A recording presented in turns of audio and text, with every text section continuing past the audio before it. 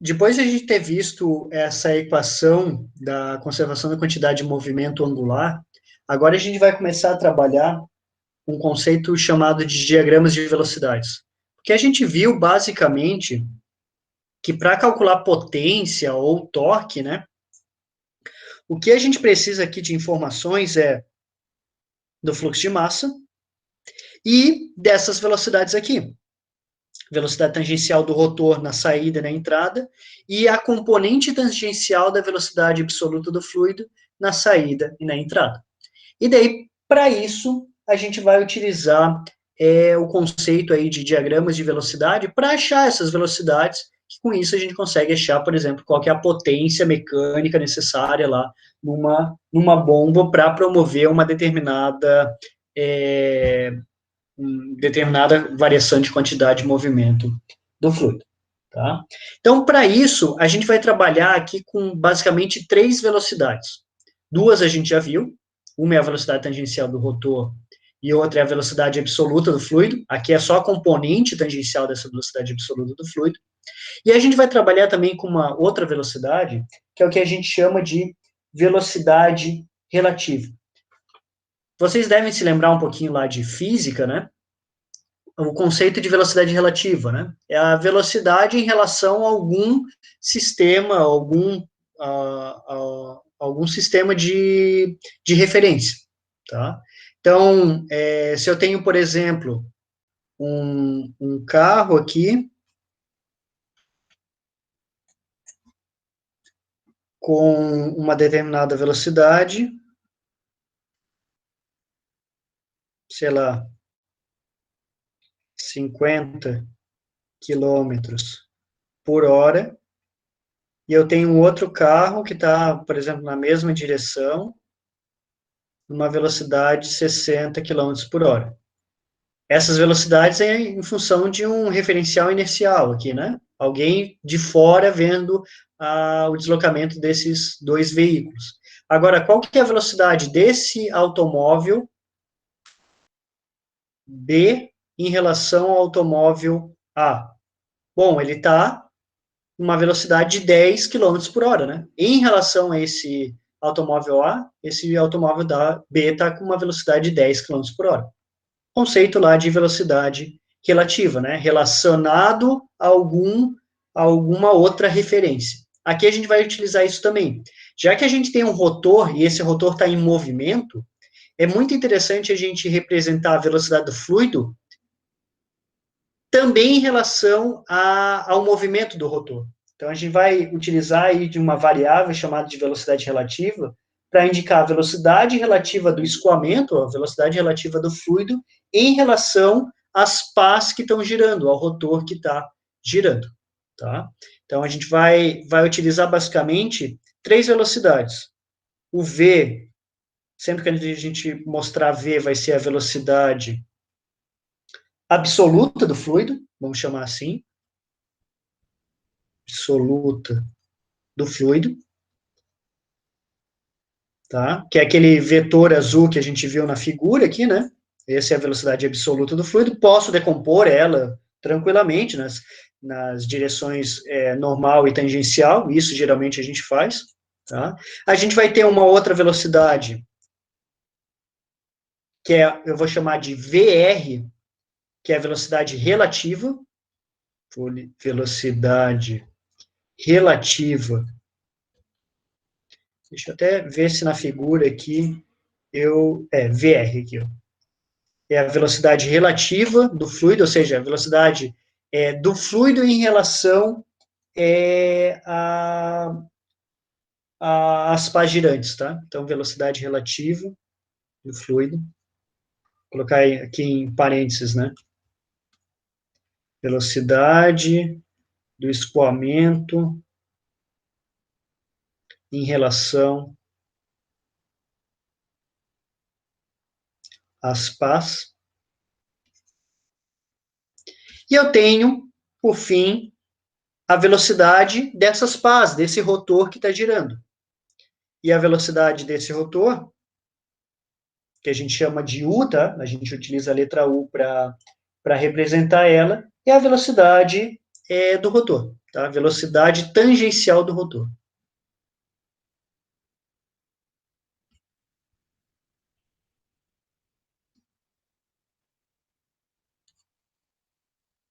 Beleza?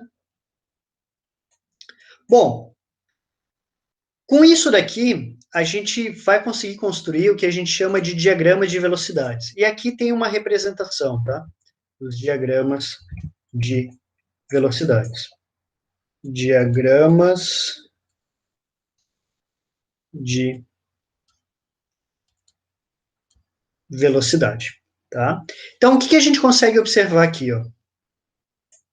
A gente tem a velocidade absoluta, a velocidade tangencial, que a gente calculava como ômega-r, e aqui a gente tem uma velocidade relativa. Aqui ele está chamando desse W2. Deixa eu pegar uma outra figura aqui, só para a gente usar a mesma nomenclatura. É que do livro que eu peguei, ele estava W. Deixa eu só deletar isso daqui. Eu vou usar a ferramenta de captura aqui para pegar o VR. Dependendo do livro que vocês utilizarem, tá? Ele tem uma nomenclatura diferente. Eu estou usando o livro do Fox. Tem uma edição do livro do Fox que ele usa W, tem uma edição do livro do Fox que ele usa VR. Eu, geralmente, quando eu vou apresentar aqui, eu utilizo VR, porque fica mais claro, né? Velocidade relativa. Tá? Mas dependendo da edição que vocês pegarem do livro, ele vai estar com uma nomenclatura um pouquinho diferente, mas significa a mesma coisa, tá?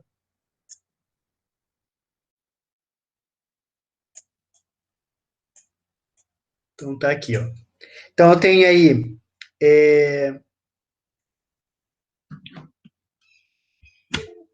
eu tenho aqui, ó,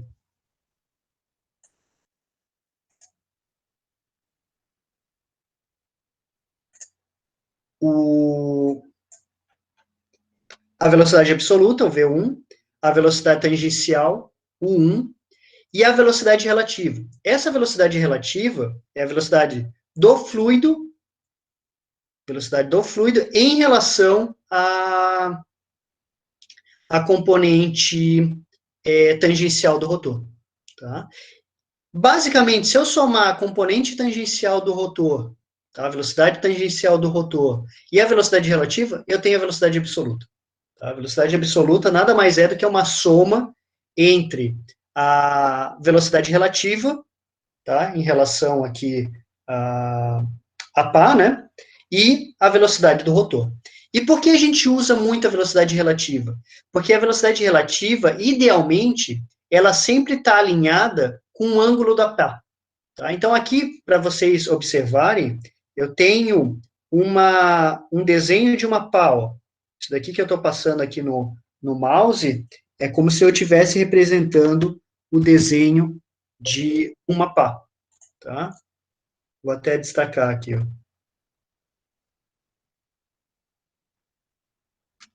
Aqui eu tenho o desenho de uma pá. Então, a velocidade relativa que eu tenho aqui ó, na entrada está bem na inclinação de começo dessa pá. Eu vou ter um ângulo aqui, que eu vou chamar de ângulo beta 1. Tá? O ângulo da pá a gente chama de ângulo beta. Então, aqui a gente vai ter um beta 1. E aqui na saída eu vou ter um outro ângulo, que eu estou representando aqui como esse beta 2. Não necessariamente os ângulos de entrada e saída são iguais. Na realidade, eles são diferentes, tá? Na prática, eles são diferentes. Eu vou ter uma angulação aqui dessa pá, tá? E a velocidade relativa, ela sempre está alinhada aqui, ou tangencialmente, a esses ângulos da pá na entrada e na saída, tá? Então, com base nisso, sabendo que a velocidade absoluta do fluido vai ser a soma da velocidade relativa e da velocidade tangencial do rotor, a gente pode construir o que a gente chama desses diagramas de velocidade. Tá? Então, o que está representado aqui, ó, eu tenho um vetor aqui de velocidade absoluta, um vetor de velocidade tangencial, sempre na direção tangencial do rotor, né? E uma velocidade relativa. Para não ficar desenhando isso daqui de forma inclinada, é comum a gente representar ele nessa forma aqui, ó. Então, pego a velocidade tangencial do rotor, ele está aqui, U1. Eu vou ter a velocidade relativa, VR1, e a soma dos dois vai dar o V1. Então, se eu pegasse aqui, ó, e representasse a soma desses dois vetores aqui, ó, o 1 mais VR1 vai dar o V1, tá? E aqui, com base nesses ângulos, o ângulo beta é o ângulo da pá, e esse ângulo alfa a gente chama de ângulo de escoamento, tá? Que é o ângulo da velocidade absoluta em função, em relação à normal, em relação à direção normal, tá? É o que a gente chama de ângulo de escoamento. Com base nesses ângulos e nos tamanhos desses vetores, a gente consegue achar relações entre eles usando simples trigonometria, tá? Então, isso vai ser bem útil na hora de a gente fazer algumas análises, tá? Para verificar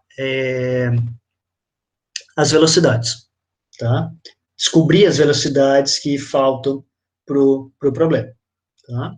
Então, para vocês se acostumarem com nomenclatura, eu vou fazer um diagrama de velocidades da entrada aqui embaixo, vou representar assim, ó. Aqui eu tenho uma velocidade, por exemplo, U1, aqui eu vou ter uma velocidade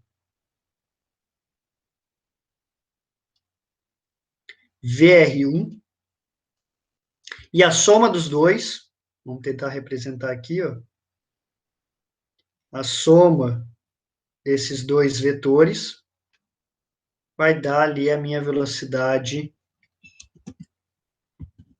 V1, tá? Beleza? Então, eu tenho isso daqui. A gente consegue definir aqui um ângulo beta, que é o ângulo da pá, já que na entrada é beta 1, e a gente consegue definir aqui, ó, se a gente pega essa direção normal, um ângulo alfa, que é o ângulo de escoamento. Então, vamos até colocar aqui, ó. Beta 1 é o ângulo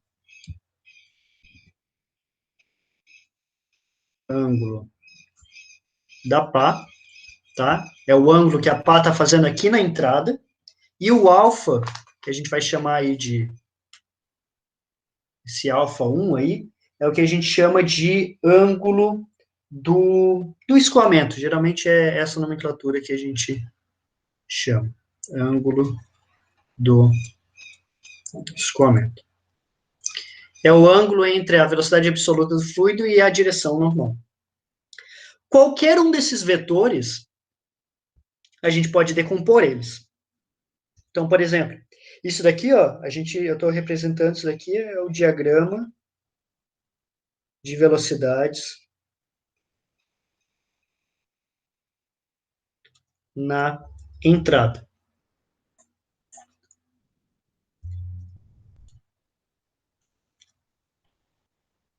Tá? Então, a gente poderia pegar isso daqui e começar a trabalhar com esses diagramas.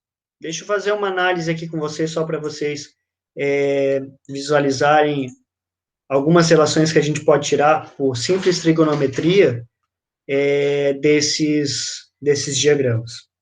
Tá? Então, imagina o seguinte, ó. Eu vou pegar esse diagrama que eu acabei de fazer aqui, vou selecionar ele aqui, ó.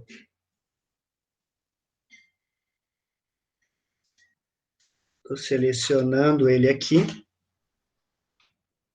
Dá um Ctrl C. E vamos jogar ele aqui para cima.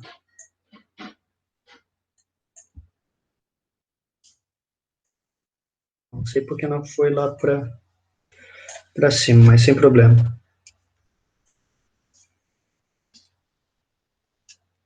Então, vou vir aqui e vou jogar...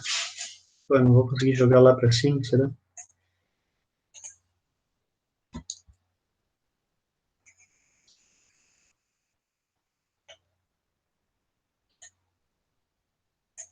Vou recortar.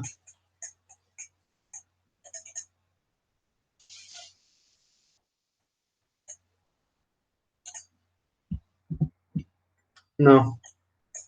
Então, vou apagar e vou fazer de novo, né? Não sei porque eu não consigo jogar lá para cima.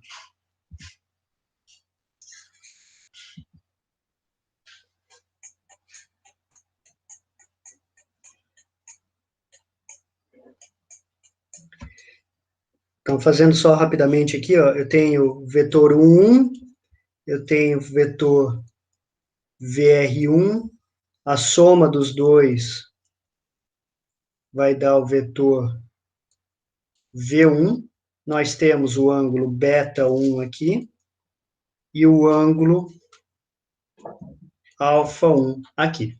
Bom, eu comentei com vocês que esse vetor de velocidade absoluta do fluido é a soma dos outros vetores, né? Então, eu poderia escrever isso daqui, ó. Esse vetor, V1, vou até deixar as direções normal e tangencial aqui destacado, tá? Aqui está o alfa1. Esse V1 nada mais é do que a soma dos outros dois. Então, vai ser isso daqui, ó. O VR1 somado com o 1, beleza? Por que eu estou escrevendo isso daqui? Porque a gente pode começar a decompor esses vetores e ver que tem relação entre eles, tá? Então, se eu só vou destacar esse beta 1 aqui e colocar a direção normal aqui. Observe, vamos decompor esse vetor V1 aqui.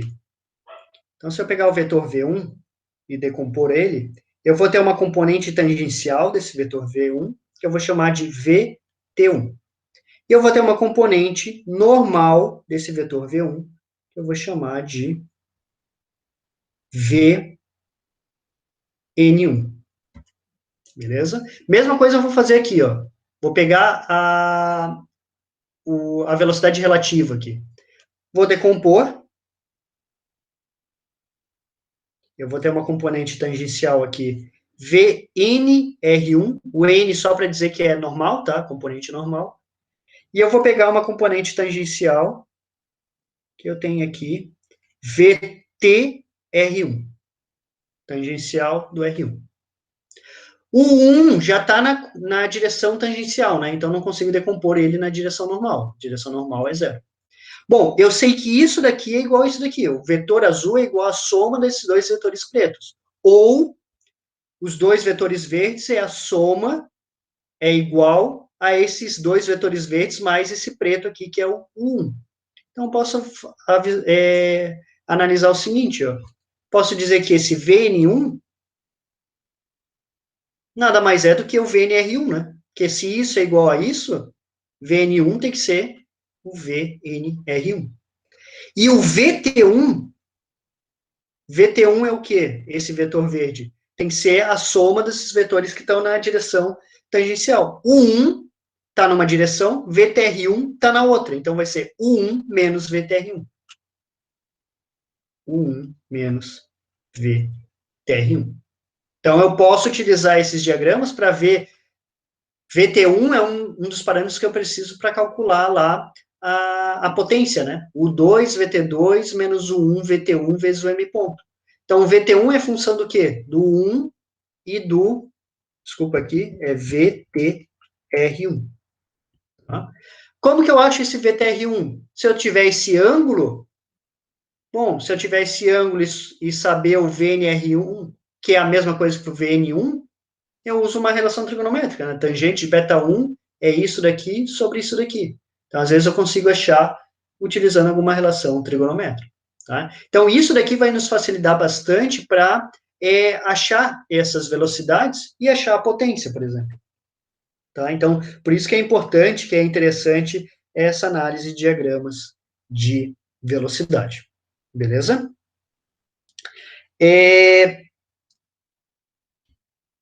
Com isso, a gente pode aplicar isso tanto para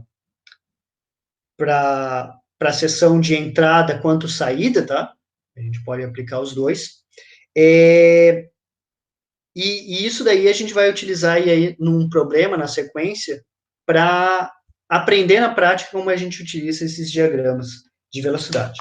Só antes disso, eu queria comentar duas coisas, antes da gente ir fazer o exercício, tá? Existem algumas simplificações que a gente está assumindo quando a gente está utilizando esses diagramas de velocidade, tá? E é o que eu estou mostrando nesse slide aqui, ó. Primeiro, esses diagramas eles vão fornecer informações para calcular torque ou potência ideal, tá? Absorvida ou entregue pelo rotor, dependendo do tipo de máquina que eu estou avaliando, se é uma turbina ou uma bomba, tá?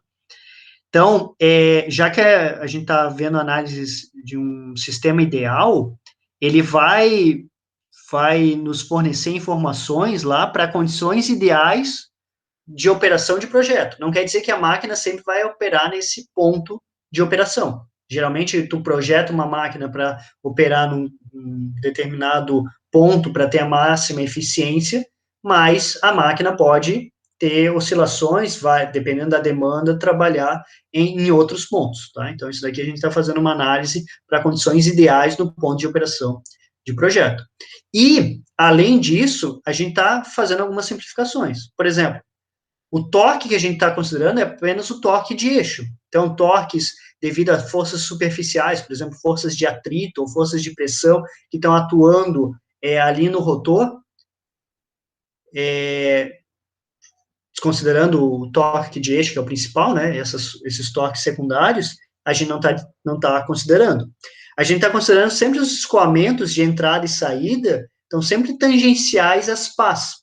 Tá? Então, não tenho nenhum choque direto do fluido contra a pá. Ela está passando ali tangencialmente a pá. É uma simplificação. Dependendo do ponto de operação, vai ter momentos que o fluido vai se chocar contra a pá. Isso vai dar uma perda. Tá? Mas no ponto do projeto, geralmente tu projeta a máquina para ela o fluido passar mais ou menos tangencialmente ali as pás para não ter esses choques.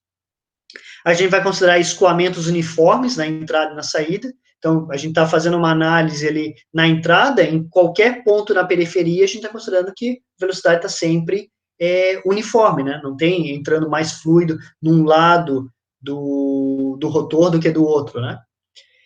Então, essas são algumas simplificações que a gente está considerando aqui, para a gente conseguir fazer os cálculos.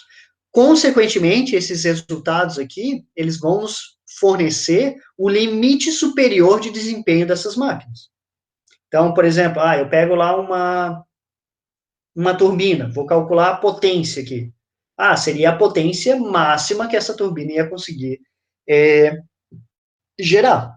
Pego a bomba, seria a potência mínima necessária para acionar essa bomba.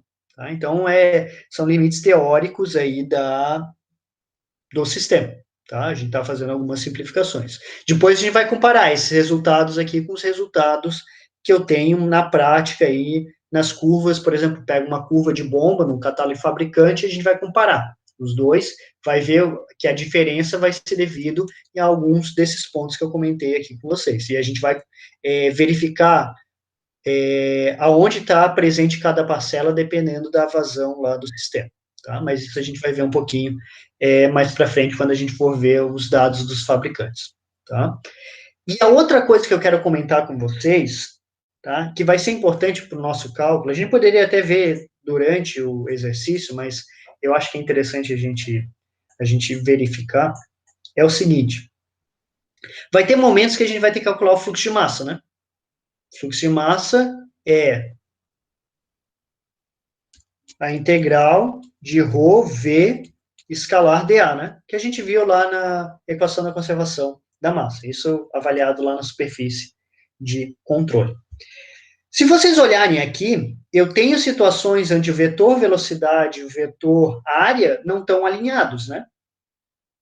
Então, eu vou ter que fazer aquela análise do cosseno do ângulo, né? Vou pegar aqui um exemplo, por exemplo, na saída. Eu tenho lá um vetor área aqui, vamos dizer, área 2, e eu tenho um vetor velocidade, sei lá, aqui, V2. Eu tenho um ângulo aqui entre os dois, o ângulo θ. A gente sabe que esse produto escalar aqui, VDA, V escalar A, né? Nada mais é do que o módulo primeiro, vamos colocar V2 A2 aqui. Módulo primeiro, V2, módulo segundo A2, vezes o cosseno desse ângulo, θ. Já que a gente está decompondo essas velocidades aqui, geralmente na direção normal e tangencial, vamos ver como fica as componentes aqui. Eu vou ter uma componente que eu vou chamar de VT2, e uma outra componente aqui, vou representar aqui, ó, que eu vou chamar de VN2, tá? Vamos ver esse cosseno desse ângulo aqui, ó, já que eu tenho cosseno de θ. Cosseno do ângulo é o quê? Cosseno é o cateto adjacente, seria VN2, sobre a hipotenusa, V2. Então, o VN2 é igual a V2 cosseno de θ. Se vocês olharem aqui, ó, V2 cosseno de θ. Então, eu posso representar isso daqui, esse V2A2, o produto escalar entre o vetor velocidade e o vetor área, como sendo esse produto escalar, como sendo o Vn2 vezes a área 2. Então, para calcular o fluxo de massa, que daí tu vai ter que colocar o ρ aqui, né, na frente, para calcular o fluxo de massa, vocês vão ter que saber a velocidade normal, tá? Vn2A2, tá? É a velocidade normal que vocês vão ter que utilizar. Por causa disso daqui, né? Por causa do produto escalar. Deu para entender isso daqui, pessoal? Porque a gente vai utilizar o Vn2 aqui, ó, velocidade normal, para calcular o fluxo de massa. A gente pode calcular a velocidade, o produto vetorial, o produto escalar entre velocidade e área, como sendo Vn2A2, certo? Então, para calcular o fluxo de massa, a gente vai ter que saber essa velocidade normal, beleza? Então, dito isso, vamos para a prática, tá? Vamos resolver um problema de diagramas de velocidade, tá? Utilizando tudo que a gente viu na aula de hoje, tá? Foi bastante coisa que a gente viu na aula de hoje, mas aí agora a gente vai conseguir resolver o problema aí de diagramas de velocidades. E o diagrama, o problema que eu separei aqui, que é o problema que vai ser utilizado para a visualização da aula, tá? Depois, se vocês quiserem abrir ali o AVA, vocês podem entrar no questionário, é esse problema aqui. É esse daqui, ó. Eu vou copiar o enunciado dele.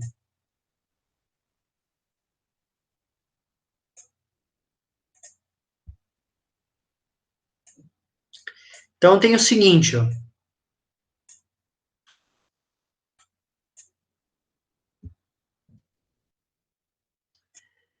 É dito que as dimensões do rotor de uma bomba centrífuga é dado por esses valores aí, tá? Então, eu tenho um rotor, eu tenho um raio de entrada de 400 milímetros, um raio de saída de 1.200, largura da pá de 120 milímetros, na entrada e na saída 80, então eu posso ter variações de espessura da minha pá, tá? Do meu rotor ao longo à medida que eu estou caminhando lá para a região periférica, tá? E o ângulo da pá também muda. Está dizendo que a bomba está trabalhando com água e ela é acionada a uma rotação de 575 RPM. Com base nisso, ele quer que a gente calcule a altura de carga teórica, aquele H maiúsculo que a gente viu anteriormente, e a potência mecânica da bomba, se a vazão for de 5 metros cúbicos por segundo, vazão volumétrica, tá? Então, a gente tem o seguinte, ó, a gente tem o, o rotor, só identificar aqui. Então, tem aqui o rotor da bomba centrífuga, tá?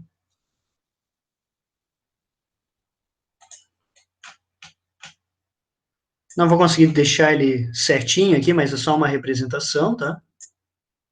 Então, tem esse rotor da bomba centrífuga, e os raios que ele está comentando ali, seria, o raio R1 seria esse, raio R2 seria esse daqui, tá? As larguras da pá seriam a largura da pá na entrada. Então, se eu fosse ver isso daqui de lado, né? Eu tinha até feito uma figurinha aqui embaixo. Aqui, ó. A largura da pá seria essa dimensão aqui, ó. Então, essa aqui seria a largura da pá na saída. Eu vou chamar de B, tá? B2.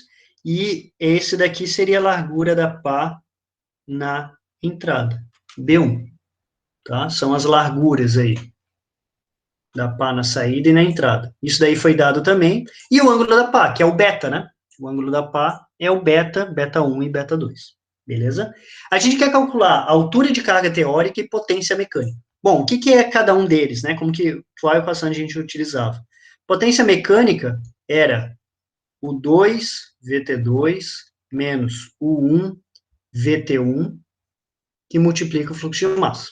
E a altura de carga era esse termo dividido por m ponto g. Então, vai ficar 1 sobre a gravidade, o 2 VT2 menos o 1 VT1, tá? Então, vai ficar isso daqui. Basicamente, o que a gente tem que calcular aqui?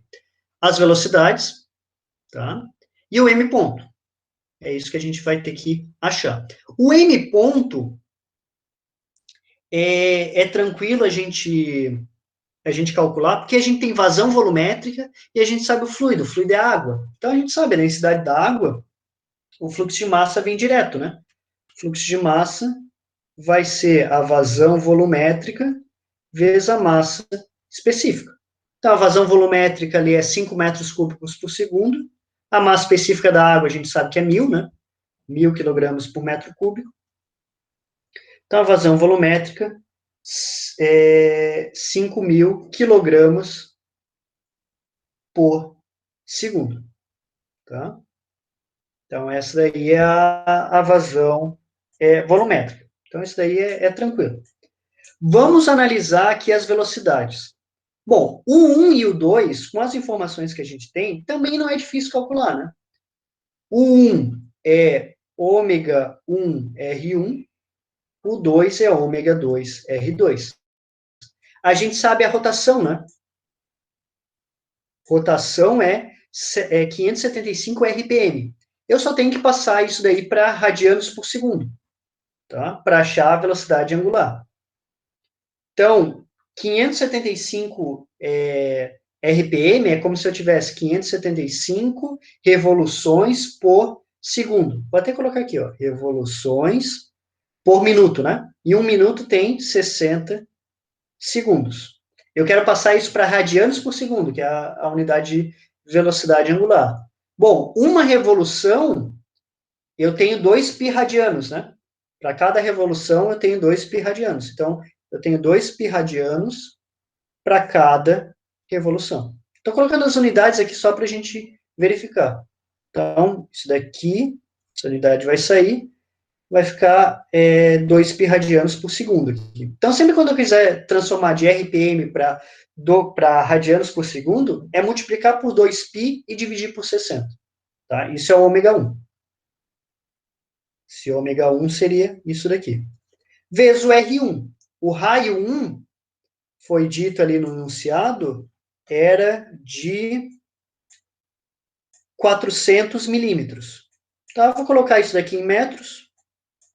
Então, eu vou ter aqui 0,4, né? 0,4. Tá? Se a gente calcular isso daí, deixa eu fazer o cálculo aqui rapidinho. 575 vezes 2π vezes 0,4 dividido por 60. 24,08. Vamos arredondar aqui. 24,1.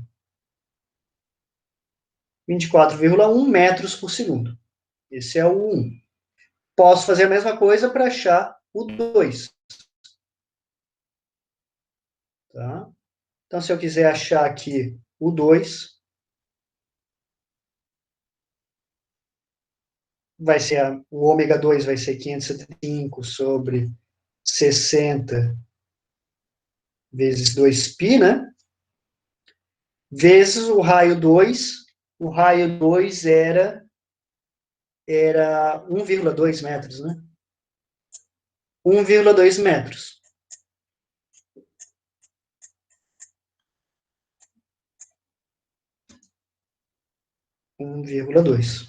Então, se a gente fizer isso daqui, vai dar aproximadamente aqui 72,3 metros por segundo. Então, o 2 e o 1, que são informações que a gente precisa, a gente já tem. O M ponto também.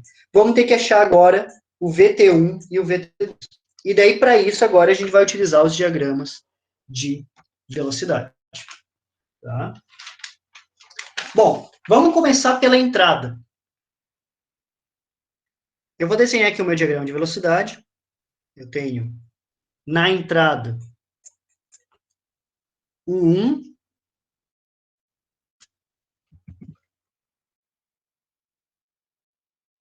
VR1, e a soma dos dois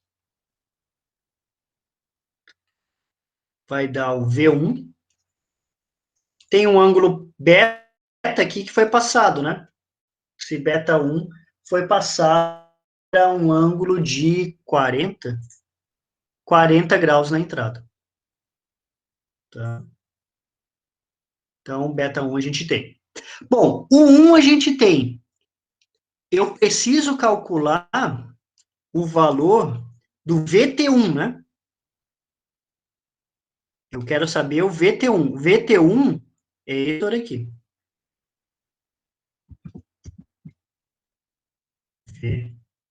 VT1. E a gente viu que uma forma de calcular o VT1 é achando o U1 e o V1, que é a componente tangencial desse vetor aqui.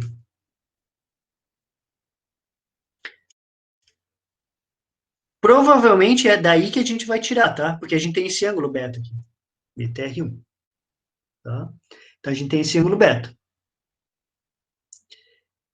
Como que a gente poderia fazer análise aqui? A gente pode pegar e tentar realmente achar essa componente normal aqui, ó.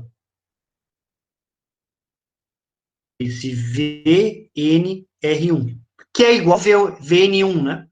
Os dois são iguais, a gente já viu isso anteriormente. A gente fez uma dedução aqui, ó. Cadê diagramas? Está aqui em cima. A gente viu que VN1 é igual ao VNR1, VT1 é 1 menos VTR1. Então, qual o parâmetro que a gente calcula que tinha o VN, a velocidade normal? Alguém se lembra? Foi a última coisa que a gente viu ali, antes do exercício. Qual que era o parâmetro que estava relacionado à velocidade normal?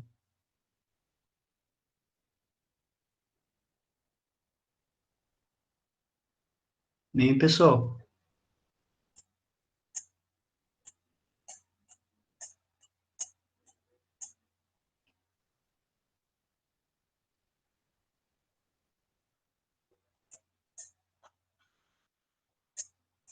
Olhem aqui, ó. Quando a gente fazia análise do fluxo de massa, era ρ V escalar dA. A gente viu que o V escalar área nada mais era do que a velocidade normal vezes a área, né? Então, sabendo o fluxo de massa, eu consigo achar essa velocidade normal, só preciso saber da área, né? E a área é fácil de obter, né? Então, vamos fazer isso, ó. A gente sabe que o fluxo de massa vai ser ρ, velocidade normal, vezes a área. Se eu tenho a área 1, que eu posso achar, e eu estou fazendo uma análise de velocidade aqui 1, né? Na área 1, eu posso calcular quanto que é o VN1. Só preciso saber essa área. Tá? Então, eu posso calcular aqui, ó, falar que o VN1 vai ser o fluxo de massa, que a gente já calculou, sobre ρ vezes a área 1. E o que é essa área 1? É a área que eu desenhei aqui para vocês, ó. É essa área aqui, em verde, que seria o perímetro interno vezes a espessura da ou espessura da pá, ali naquela posição. Então, isso daqui vai ser Rho vezes o perímetro, 2πr1, vezes a largura da pá. Estou chamando a largura da pá aqui de B1, tá? Largura da pá na entrada. Então, se a gente fizer esse cálculo aqui, ó, eu vou ficar com o seguinte, ó. 1.000 não, era 5.000, né? 5.000 sobre a massa específica da água, que é 1.000, vezes 2π, vezes o raio 1, que é 0,4, vezes a espessura da pá na entrada, que era 120 milímetros, né? 0,12. 0,12. Então, com isso, a gente acha essa velocidade normal na entrada. Se vocês fizerem esse cálculo aqui, vocês vão achar um valor de 16,58 metros por segundo. Posso fazer a mesma coisa na saída, né? Porque o fluxo de massa que entra é igual ao que sai. Estou fazendo análise em regime permanente. Então, o VN2 vai ser fluxo de massa, que é o mesmo. O ρ não mudou, né? Só que agora, área 2. Então, M ponto sobre ρ 2π R2 B2.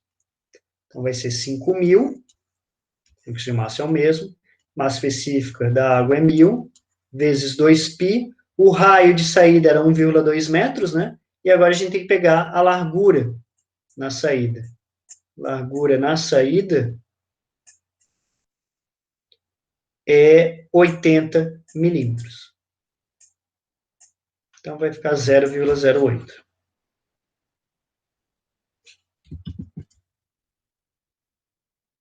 Então, fazendo esse cálculo aqui, a gente acha a velocidade normal na saída.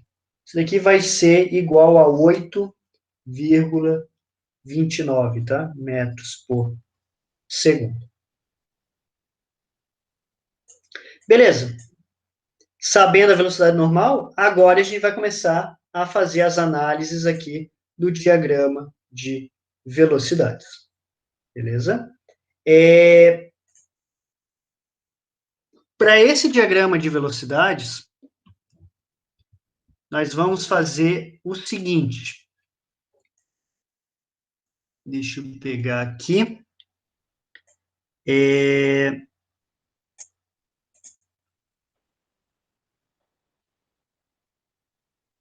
Eu vou continuar.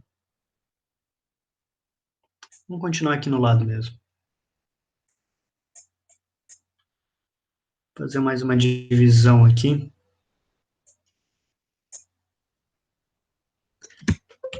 Então, vou ter o seguinte, ó, eu vou pegar aqui.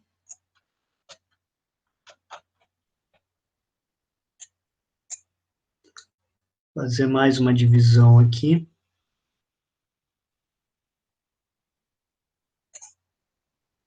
Para a gente continuar. Então, o diagrama de velocidades, que era basicamente esse daqui, né, que está à esquerda, a gente viu que o VN1 é igual ao VNR1, né? Então, a gente tem isso daqui, ó. A gente tem o... Deixa eu aumentar o zoom aqui. A gente tem o VN, o VR1, o 1,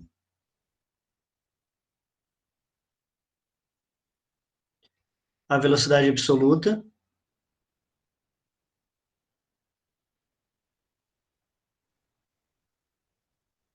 V1, e as componentes. Quando a gente fez aqui, ó, a gente viu uma componente que era o VN1, né?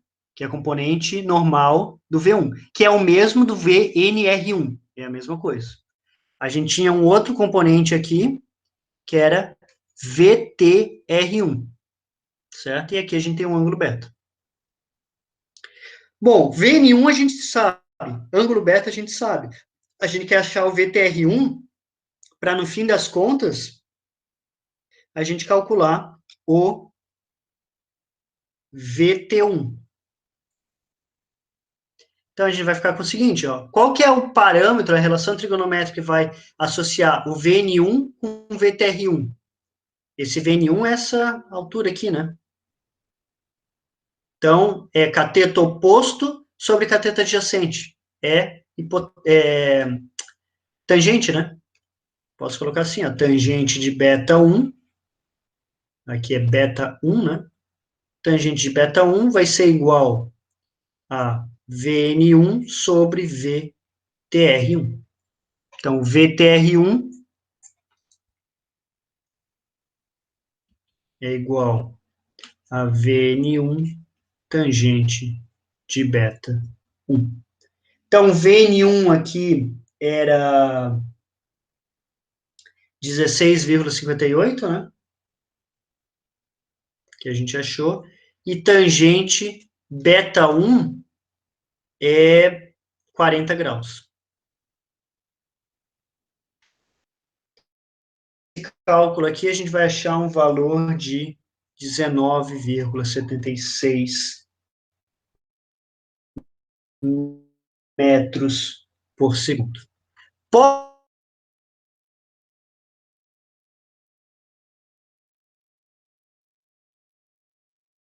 A gente tem as mesmas informações na saída também. O VTR2 saída vai ser o VN2 tangente pessoal. Estão conseguindo me ouvir?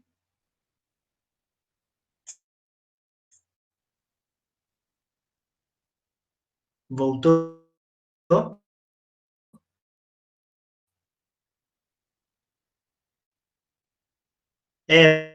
Eu acho que é um pouco a internet, talvez, pessoal. Mas qualquer coisa, se quiserem perguntar novamente, são boas dúvidas aí, se quiser que eu repita alguma parte, fiquem à vontade. Tá? Então, VTR2 vai ser o VN2 sobre tangente de beta 2. VN2 é igual beta 2 é 60 graus. 60 graus, né? Não graus Celsius. 60 graus. Então, se a gente for calcular isso daqui, a gente vai achar um valor de, eu achei aqui 4,79 metros por segundo. Então, a gente achou o VTR2. Observem aqui, ó. A gente achou esse vetor aqui, né? Tanto para a entrada quanto para a saída. A gente sabe que VT1 é igual a U1 menos VTR1. E é o VT1 e o VT2 que a gente quer calcular. Né?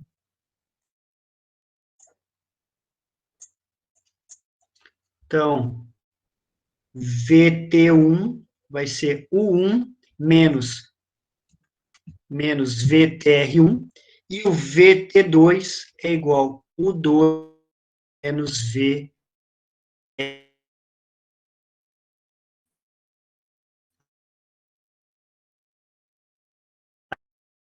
4,1,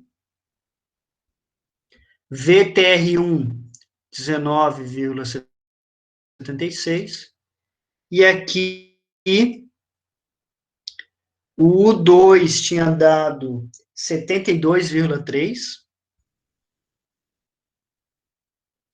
e o VTR2 tinha dado 4,51 metros por segundo.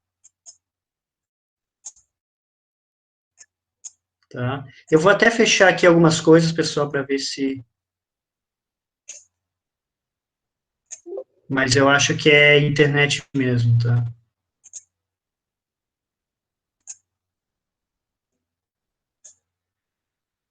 Deixa eu até ver uma coisa aqui,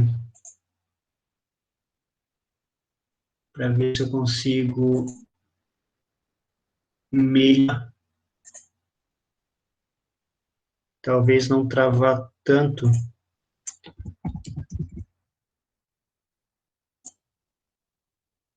Não, mas já está aqui na configuração de alto desempenho. Eu acho que é a internet mesmo.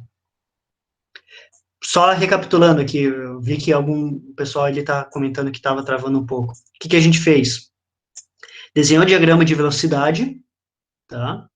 É, achou a velocidade normal, que a gente achou com base no fluxo de massa anteriormente, e daí com o diagrama de velocidades a gente fez uma relação trigonométrica entre o beta 1, que é o ângulo da pá na entrada, com Vn1 e VTR1, tá?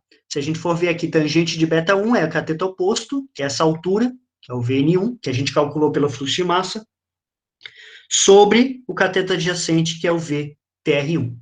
Isolando, o VTR1 vai ficar esse valor, né? A gente sabia o Vn1, sabe o tangente do ângulo da pá na entrada, achou o VTR1. Faz a mesma coisa para o 2, tá? Tem o Vn2, tangente beta 2. Beleza, achou o VTR. Para achar o VT1, a gente tem que pegar a velocidade tangencial do rotor menos o VTR1. A gente acha o VT1. VT1 é o 1 menos VTR1. E faz a mesma coisa para a saída. VT2 é igual ao 2 menos VTR2. Beleza, agora fechou o nosso problema. Porque a potência mecânica é U2 VT2 menos 1 VT1, isso que multiplica o M ponto. Então, a potência mecânica, que é U2 VT2 menos U1 VT1, que multiplica o M ponto, o 2 é 67,51. VT2, não, desculpa, o VT2 que é 67,51. O 2 era 72,3. Vezes o VT2, que é 67,51, menos o 1, que é 24,1, vezes o VT1, que é 4,34. Potência mecânica vai ser isso daqui, que é, deixa eu ver quanto que deu isso daqui, deu, isso daqui vezes o M ponto ainda, né? M ponto é 5.000. Isso daqui vai dar aproximadamente 23,9 megawatts, tá? Se eu quiser calcular o H é a potência mecânica sobre M ponto G, né? Então, é esse 23,9 mega, né? Então, é 10 na 6, sobre o M ponto, que é 5.000 vezes 9,8. Então, se a gente calcular isso, 3,9, 10 na 6, dividido por 5.000, dividido 9,8, dá 487,7 aí, mais ou menos.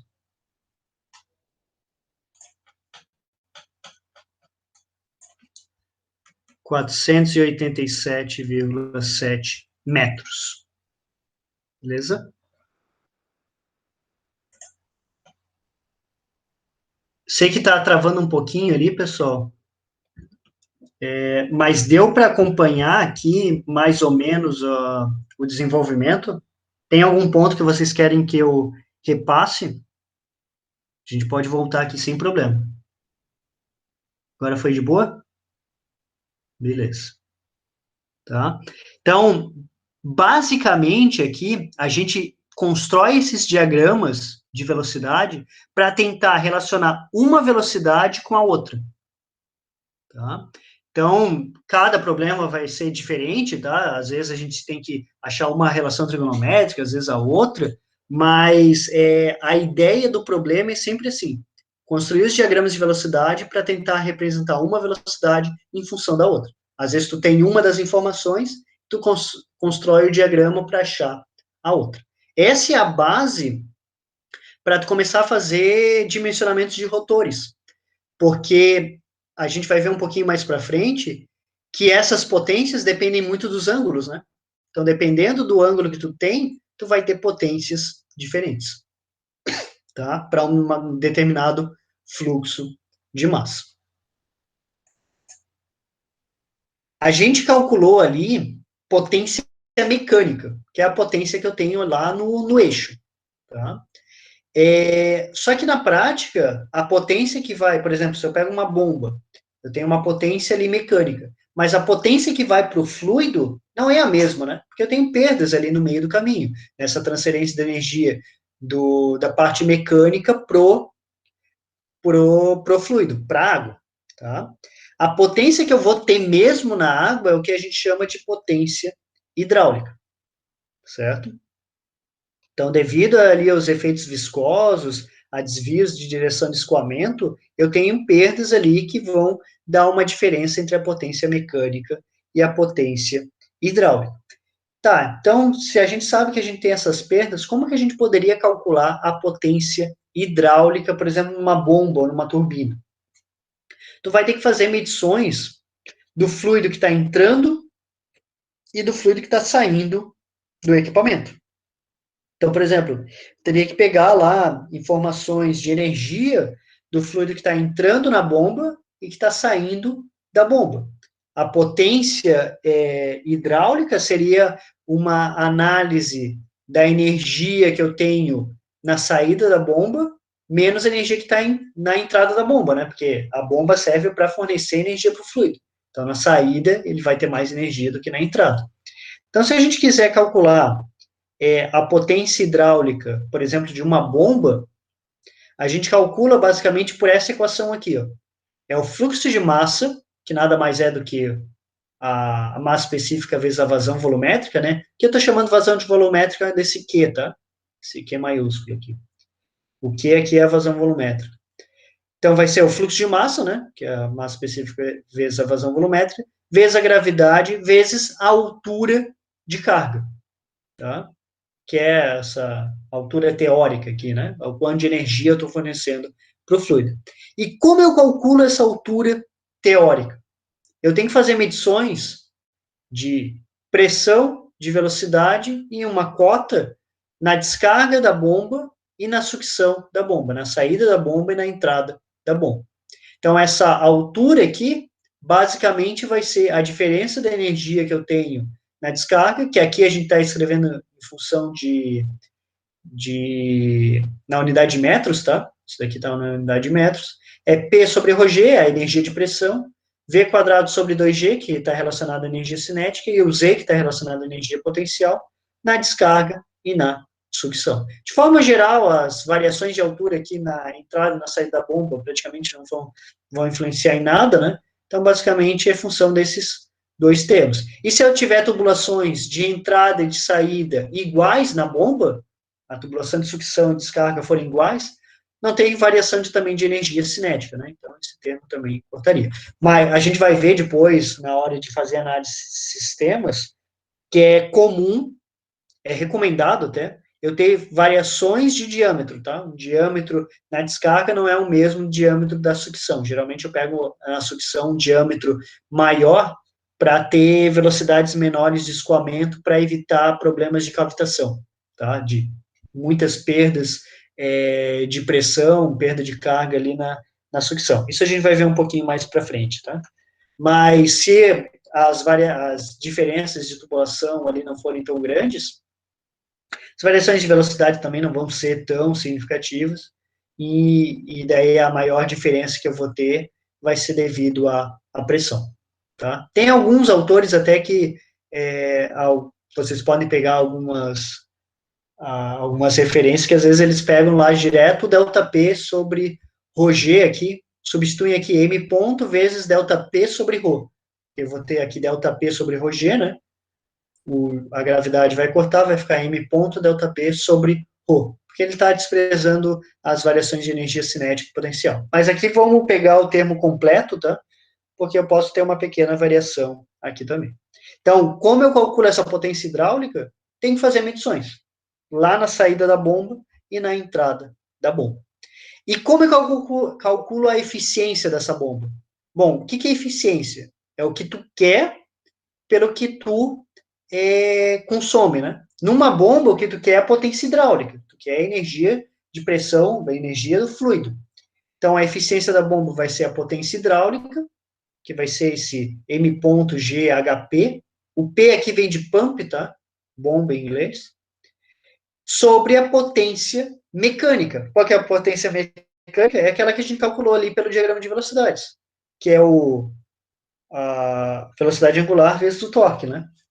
Então, assim a gente poderia calcular a eficiência da bomba. Posso fazer a mesma análise para turbinas. Para uma turbina, o cálculo é o mesmo da potência hidráulica, eu só estou chamando um HT aqui só para dizer que é da turbina, só que em vez de eu analisar a saída menos a entrada, numa turbina, o fluido que está entrando tem mais energia do que o fluido que está saindo, né? Porque eu estou usando parte da energia do fluido para gerar uma potência. Então, eu pego a energia do fluido na entrada, menos a energia do fluido na saída, e eu tenho essa altura aqui da turbina. Para achar a potência hidráulica, vai ser M.G vezes esse HT. E como a gente calcula a eficiência da turbina? Bom, a turbina é o contrário. A turbina, eu quero pegar a energia do fluido e transformar em energia mecânica. Então, o que eu quero é a energia mecânica. E o que eu estou fornecendo é a energia do fluido. Então, é o que eu quero, que é a energia mecânica, a potência mecânica, pelo que eu estou fornecendo, que é a potência hidráulica, né? Potência aqui do fluido. Então, vai ser o ômega T sobre a potência hidráulica aqui, que é o M ponto vezes o G vezes o HT. M ponto é densidade vezes a vazão volumétrica. Deu para entender a diferença entre potência hidráulica e potência mecânica, pessoal?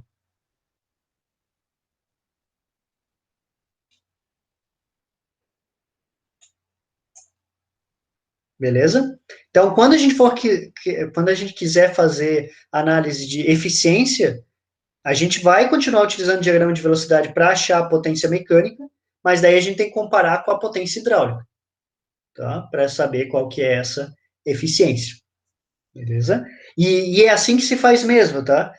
Muitas vezes, até, quando a gente vai fazer, por exemplo, análise de eficiência de bombas, a gente mede a potência mecânica, tá? E mede esses parâmetros aqui na entrada e na saída da bomba, nas tubulações de sucção e descarga. Daí, com base nessas informações, a gente calcula a eficiência, tá? Mas se quiser fazer por diagrama de velocidades, vai ter uma potência mecânica lá teórica, né? Dá para fazer também. Beleza? Bom, dito isso, eu vou fechar a aula passando mais um probleminha aqui para vocês. Basicamente, esse problema, ele é similar ao problema 1, só que as informações dadas não são as mesmas, tá? E ele pede aqui para a gente calcular a potência hidráulica também, só que ele passa a eficiência. Então, a gente vai calcular a potência mecânica, com a eficiência a gente acha a potência hidráulica. Então, não tem dificuldades adicionais. O que vai ter de diferente nessa questão é que os dados de entrada são diferentes. Então, algumas análises aqui um pouquinho diferentes a gente vai ter que realizar. Eu vou estruturar o problema aqui com vocês, eu vou destacar alguns pontos do problema com vocês, e daí eu vou deixar o finalzinho da aula para vocês irem trabalhando em cima dele, tá? Mas eu quero destacar dois pontos aqui relacionados a esse problema, tá? Os pontos são os seguintes. Deixa eu pegar aqui a ferramenta de captura novamente.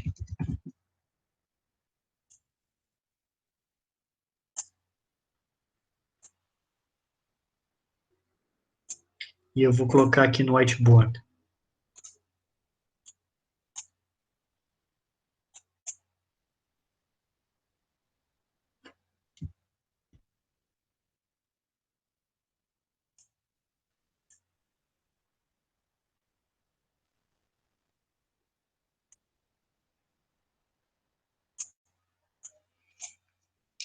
Os pontos aqui são os seguintes, ó.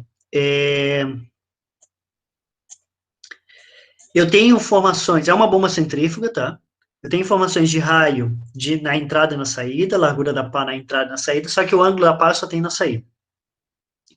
Então tá faltando uma informação aqui que a gente tinha antes, e agora não tem. A gente tem a rotação, como a gente tinha antes, tem vazão volumétrica, e é só isso que a gente tem, tá? A gente não tem essa ângulo da pá na entrada. Mas ele diz o seguinte, ó, ele pede para a gente determinar o ângulo da pá na entrada, para o qual a velocidade absoluta do fluido na entrada não possui componente tangencial. Tá? E isso daqui é uma informação bem importante. Deixa eu conectar aqui. Vou desenhar aqui um diagrama genérico de velocidades de entrada. A gente viu que o diagrama de velocidades na entrada seria alguma coisa assim, né? Eu tenho aqui uma velocidade tangencial do rotor, uma velocidade relativa do fluido, VR1, a combinação dos dois, fluido. Beleza? Isso daqui era o diagrama de entrada, tinha um ângulo beta1 aqui. E daí essa velocidade absoluta, se a gente for decompor, ela tem uma componente tangencial, que é essa daqui, VT1, e uma componente normal, que é essa daqui. Beleza. O que, que ele diz aqui? Determine o ângulo da pá na entrada para o qual a velocidade absoluta do fluido na entrada, velocidade absoluta é esse vetor azul aqui, né? Velocidade absoluta do fluido. Não possui componente tangencial, ou seja, essa componente aqui é zero. Em qual situação essa componente vai ser zero, pessoal? Qual que tem que ser a direção desse vetor para a componente ser zero?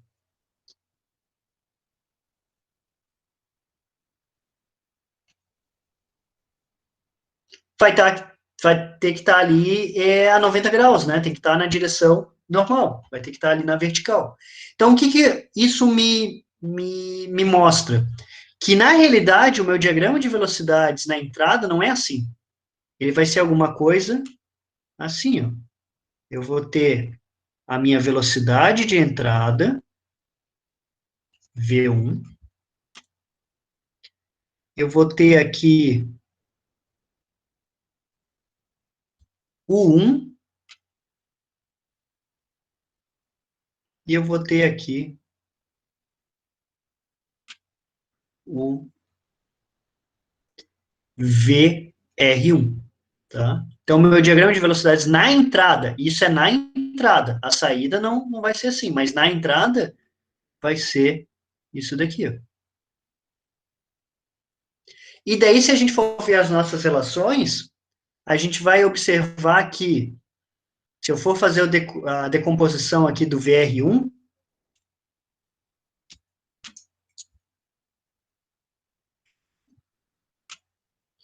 eu vou ter uma componente tangencial aqui do VR1, que é o VTR1, e a componente tangencial da velocidade absoluta é zero. Então, aqui a gente acha uma relação, ó, que para esse caso, o 1 é igual a VTR1, né? Porque a gente tinha visto que VT1 era igual a U1 menos VTR1, só que VT1 é zero, né? Então, U1 é igual a VTR1. Então, aqui tem uma informação interessante. Eu consigo calcular o VTR1 só calculando o 1. Então, e o 1 é fácil, né? Com as informações que a gente tem aqui, se a gente for ver aqui, ó, a gente tem o raio e a gente tem a rotação. Então, a velocidade tangencial do rotor, a gente consegue calcular na entrada. Vai ser o VTR1. Se eu quero saber esse ângulo aqui, ó, o que eu tenho que saber? Só a velocidade normal, né? A velocidade absoluta do fluido, que está normal. Eu consigo calcular fluxo de massa, com fluxo de massa eu consigo calcular essa velocidade normal, que nem a gente já fez anteriormente. E daí fecha o problema aqui na entrada. A gente consegue calcular o ângulo da pá na entrada, uma relação trigonométrica, né? Tangente beta 1 vai ser esse V1 sobre VTR1. E daí o resto, basicamente, vai ser a mesma coisa que a gente fez no exercício anterior. Beleza? Deu para entender a diferença nesse probleminha aqui? Tá? Então, essa informação aqui, ó, essa informação aqui é muito importante, ó. Velocidade absoluta do fluido na entrada não possui componente tangencial. Se eu passo batido por isso daqui, eu não consigo resolver o problema. E daí eu não acho essa relação aqui.